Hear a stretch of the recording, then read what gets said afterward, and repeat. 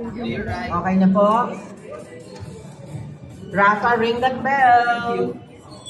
We're starting the 5-minute session of your speed dating Q&A.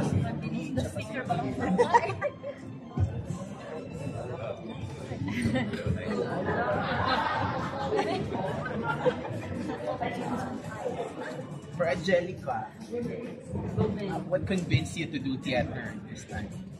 Well, ever since talagang meron akong interest talaga na subukan yung mundo ng theater.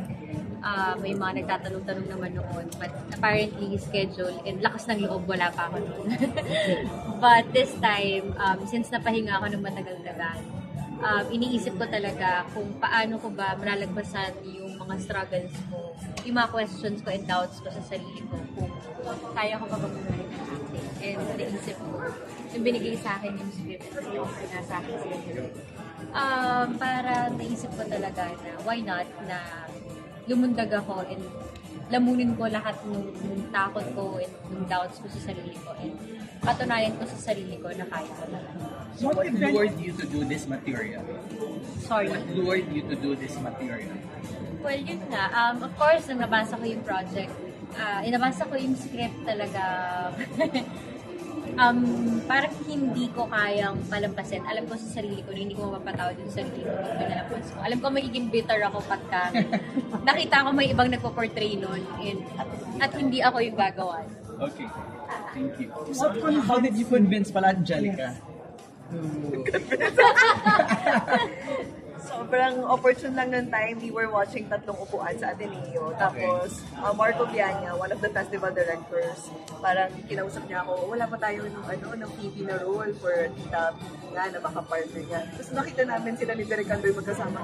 Parang pwede si Angelica. Lakasan natin yung loob natin. Ayain natin siya. So, tinanong namin siya at that time. On the spot? On the spot. So, when was that? Marco. Last year? Hindi ko. February. Tapos, sakto nga, si Angelica po ay gusto mag-try mag-theater. And I think Virgin Lab Fest is a good opportunity for that kasi shorter term na, tapos konti lang yung shows, tapos konti lang din yung actors, and it's a good parang opening for her to try it. Ano sinabi mo sa kanya? Actually, mas si Marco yung nakipag-usap na, gusto niyo po ba? Hi, Angelica. Gusto mo bang mag-try ng theater? Tapos sabi ko, sure. Tapos, alam mo yung, as in, pinagtatawanan ako ng mga kasama ko, kasi yung pagkakashare ko talaga, sure. Yung parang kung sinarot-sarot ko lang din sila. Half-hearted ka at the time? Well, hindi naman half-hearted, but hindi ako naniniwala na totoo yung offer sa akin. Kaya Kasi hindi ka panipaniwala si Mark. At saka talagang, mas, di ba, taga-showbiz ako, taga-theater sila, hindi ko alam totoo pala pag galing sa theater. Mag-showbiz so parang marami pang nanchacharot doon eh. So sabi nila, gusto mag-theater, tapos sabi ko, sure. Ako, taga-showbiz, kahit sinarot-charot ko sila. Sabi ko, sure. Pee-wee, how was Angelica as the Virgin? Oh my God, she's very good. Actually, I had second thoughts of accepting this. Kasi ang layo ko na, Marikina na ako. But then yung sinabi nila, sabi ko, sino ba magiging pipi? Si Angelica. O, sige. O, sige. Kasi we worked already sa tagal na, Bata pa siya noon sa Santa Santina. Tagal na. Santa Santina, di ba? Bata-bata. Teenager ka pa lang yata, no? Oo, teenager pa siya. Teenager. Yun. Ang ano yung pinakamahirap sa teatro na experience? To unlearn. To unlearn a lot of things na natutunan mo in making films.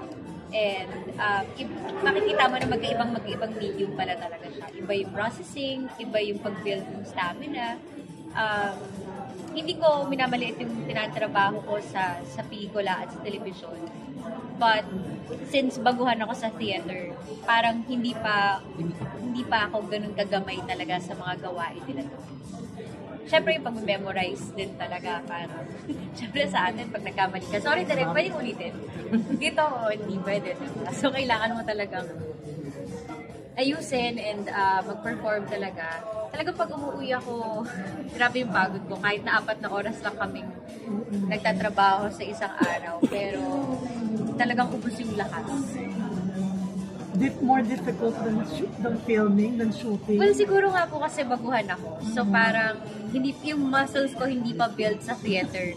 And I'm sure baka rin naman pag sila yung dinala natin sa puspusa ng trabaho sa TV, lupay-pay din naman sila. Pero ako, baka fresh lang ako doon, di ba? Kasi, yun Ayan na po ang mamang sa dinero. Punin mo na po tayo.